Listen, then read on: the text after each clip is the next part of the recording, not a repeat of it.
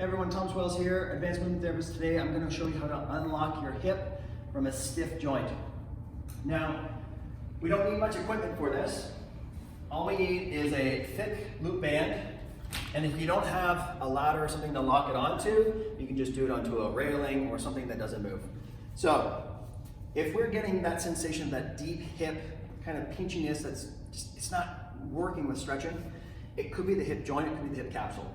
So we're going to use a band to create some space in the joint, and at the same time it's going to create stretch on the capsule. So the first stretch of our 4-way hip band distraction video or sequence is we're going to open up this deep lunge.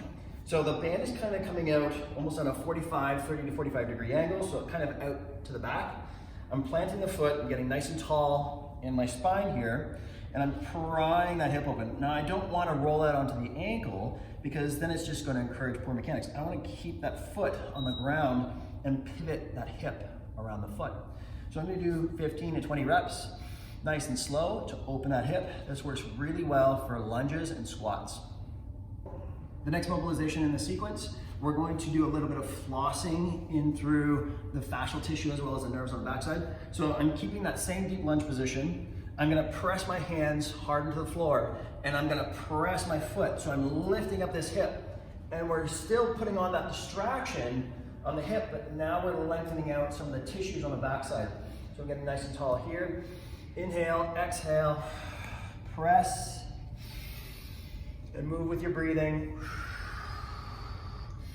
And we're creating that space in the hip joint to allow the joint to slide around, but then the tissues are going to relax around it as well. From there, we're going to move into the forward lunge position. So this is going to stretch the front part of the joint capsule. It looks like your typical lunge stretch for the hip flexors, but we're adding on this glide. So the band is pulling my hip forward.